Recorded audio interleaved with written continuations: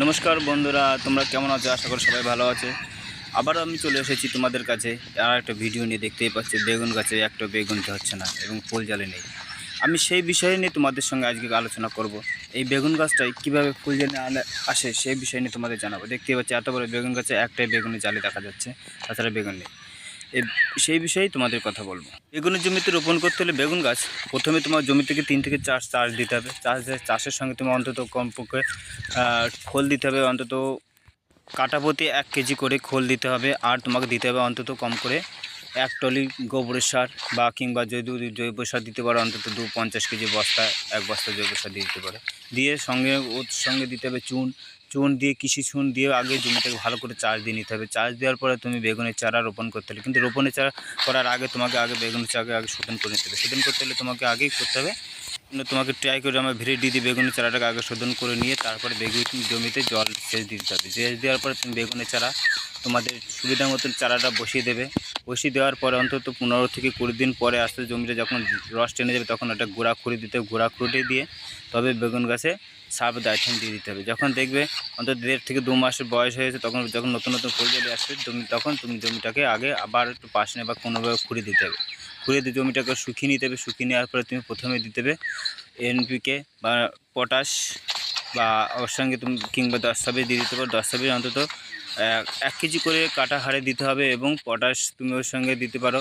Potash দিলে তুমি পটলের সঙ্গে তুমি যদি 14-35 দিতে পারো। 14-35 অন্তত কাটা প্রতি 1 কেজি হারে। আর এমওপি দিতে হবে অন্তত 1/2 কেজি করে কাটা দিয়ে তুমি আগে জমি থেকে সেচ দাও। সেচ দেওয়ার পর দেখবে গাছের গঠন এসে যাবে যখন খুব ভালো, তখন তুমি আগে পোকার ওষুধ ব্যবহার করতে হবে। পোকার ওষুধ হিসাবে তুমি নানা রকম বাজারে পাওয়া যায়, টার্গেট ওষুধ পাওয়া যায়, তুমি কিংবা দেখা গেলো কাইট পাওয়া যায়, কাইটটা ব্যবহার করতে পারো। ওর সঙ্গে সাদা মাছির ওষুধ ব্যবহার করতে পারো। সাদা মাছির ওষুধ তুমি যে কোনো ওষুধ একটারা আছে সেটা ব্যবহার করতে পারো, ঠিক আছে।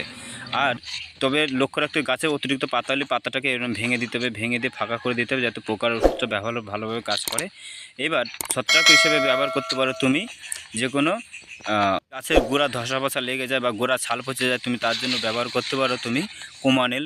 আমি যেটা ব্যবহার করি, নিজেও একজন ব্যবহার করছি, যেটা উপকৃত হয়েছে কুমানেল। ওর সঙ্গে স্টেপটোসাইক্লিন বা তুমি শিকড়ছড়া ওষুধ দুটো একসঙ্গে 3টে একসঙ্গে মিশিয়ে তুমি গাছের গোড়ায় স্প্রে করে দেবে। তোমার গাছে একটা বেগুন গাছ মরবে না এবং ঢলে পড়বে না এবং গাছ সতেজ থাকবে। তবে বন্ধু সবসময় আগে চেষ্টা করবে ঢলে পড়ার আগে বা রোগ লাগার আগে এটাকে ব্যবহার করার। গোড়ায় অন্তত সপ্তাহে 1 দিন বা 10 দিনের মাথায় 1 দিন এইভাবে স্প্রে করে রাখবে। তোমার দেখবে একদম গাছের গোড়া ঢলবে না, শিকড় পচবে না। তবে বন্ধু লক্ষ্য রাখতে হবে গাছের অতিরিক্ত জোর হলে তুমি ব্যবহার করতে পারো টাটা মাস্টার ব্যবহার করতে পারো, কিংবা ব্লাইটক্স ব্যবহার করে দিতে পারো। যদি অতিরিক্ত জোর হয় দেখবে গাছে অতিরিক্ত মাস্ট ফল আসবেই। আর ড্রপে অন্তত 50 গ্রাম ব্যবহার করবে, দেখবে দুপুর টাইমটা ব্যবহার করবে, দেখবে গাছে খুব সুন্দর কাজ করবে। আর গাছে দেখবে অতিরিক্ত জোর যখন হবে তখন তুমি ব্লাইটক্স ব্যবহার করবে অন্তত 50 গ্রাম করে 16 লিটার জলে ব্যবহার করবে। দেখবে গাছের অতিরিক্ত জোর থাকবে না এবং জোরটা কমে আসবে, গাছে ফল এসে যাবে, ফুল চলে আসবে। তখন হবে বন্ধু, তখন পোকার ওষুধটা অন্তত 1 দিন বাদে বা 2 দিন পর তুমি ওষুধটা দিয়ে রাখবে। দেখবে গাছে কোনো রকম ক্ষতি হচ্ছে না এবং ফুল জলে আসবে এবং সুন্দর দাঁড়াবে। তবে বন্ধু ঘাসটার জন্য জমিতে পরিষ্কার করে রাখা হয়, গাছে নিড়িয়ে রাখা হয় যেন ঝোড় জঙ্গল না থাকে।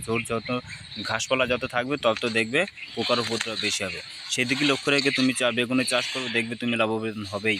মাস্ট এটা নিজে উপকৃত এবং নিজে এরকম প্রয়োগ করেছি, তাই তোমাদের বন্ধু আমি সেটা জানিয়ে দিলাম। তবে দেখবে এটা তুমি অবশ্যই তুমি বেগুনে উপকৃত হবে, ঠিক আছে। সেদিকে লক্ষ্য রাখবে, দেখবে ঠিক হবে। তবে বন্ধু যদি ভালো লাগে তুমি একটা লাইক এবং সাবস্ক্রাইব এবং কমেন্ট করে জানিও কি সমস্যা হয়েছে বা সেই বিষয়ে আমি তোমাদের সলভ করব।